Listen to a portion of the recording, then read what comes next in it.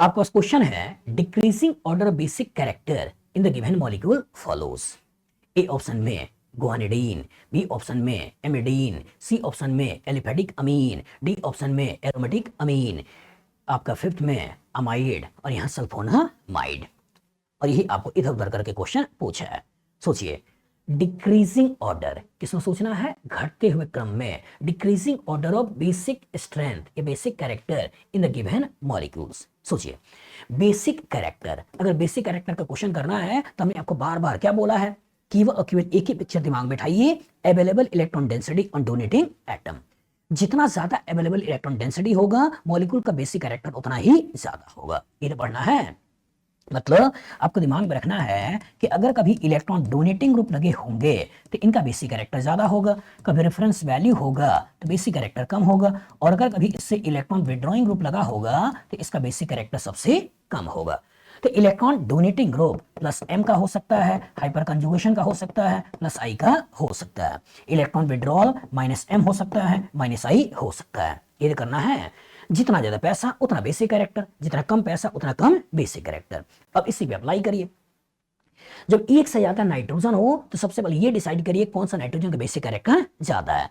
तो यहाँ के लोन पेयर के बारे में सोचो तो A double bond B C के पास लोन पेयर रेजोनेंस में है, लेकिन इस नाइट्रोजन के लोन पेयर के बारे में सोचो तो ये लोन पेयर रेजोनेंस में नहीं है। और इनडायरेक्टली ये NH2 का प्लस एम इसी नाइट्रोजन का लोन पेयर को तो पैसा बढ़ा रहा है, तो यहाँ NH2 का प्लस एम है जो यहाँ पैसा बढ़ा, यहाँ भी इस NH2 का प्लस एम है जो इस नाइट्रोजन को पैसा दे रहा है।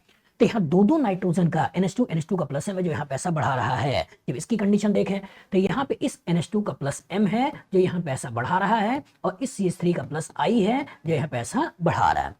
तो यहाँ प्लस एम की बात कर रहे हो, यहाँ प्लस एम प्लस आई की बात कर रहे हो, तो इसका बेसिक कैरेक्टर ज्यादा, इसका बेसिक कैरेक्टर कम। इधर आ जाओ, तो यहाँ पे NH2 का लोन पेयर रेजोनेंस में नहीं है, और यहाँ अल्काइल का प्लस आई है जो इसको पैसा दे रहा है। तो यहाँ अल्काइल का आपने लगा रखा है प्लस आई, तो यहाँ प्लस आई के साथ रेजोनेंस था, यहाँ केवल प्लस आई है, तो इसका बेसिक कैरेक्टर ज्यादा, इसका बेसिक कैरेक्टर कम। अब यहाँ ध्यान से देखो और इसके लोन पेयर के बारे में सोचो तो ए डबल बॉन्ड सी के पास लोन पेयर, इसका लोन पेयर रेजोनेंस में जा रहा है, तो दैट मींस इस फिनाइल का माइनस एम लगा है जो पैसे को खींच रहा है। यहाँ आ जाओ तो इसमें भी सोचो A double bond B C के पास लोन पेयर, यहाँ भी लोन पेयर रेजोनेंस में इन्वॉल्व है, तो यहाँ कीटोन का स्ट्रॉन्ग माइनस एम है जो पैसे को खींच रहा है। यहाँ आ जाओ तो यहाँ सल्फर के पास डबल बॉन्ड ऑक्सीजन, तो A double bond B C के पास लोन पेयर, यहाँ SO2 का माइनस एम है, इनडायरेक्टली ये स्ट्रॉन्गेस्ट माइनस एम जो पैसा खींच रहा है। तो क्या यही ऑर्डर नहीं हो गया, सबसे ज्यादा पैसा यहाँ है, फिर उसका पैसा यहाँ है, फिर उसका पैसा यहाँ है, फिर यहाँ है, फिर यहाँ है, फिर यहाँ है। तो ये ऑर्डर हो गया कि पहला फिर दूसरा फिर तीसरा फिर चौथा फिर पांचवा फिर छठा, तो पहला फिर दूसरा फिर तीसरा फिर चौथा फिर पांचवा फिर छठा, यही हमारा आंसर है। यही जनरल ऑर्डर भी है, अच्छी तरह से याद कर लीजिएगा। गुआनिडीन, फिर एमिडीन, फिर एलिफेटिक अमीन, फिर एरोमेटिक अमीन, फिर अमाइड और लास्ट में सल्फोनामाइड। तो general basic character of nitrogenous bases की बात करें तो यही जनरल ऑर्डर है, प्रॉपर तरीके से आना चाहिए। बताओ फ्यूचर में इस तरह का क्वेश्चन आएगा, लगा लोगे? गुड।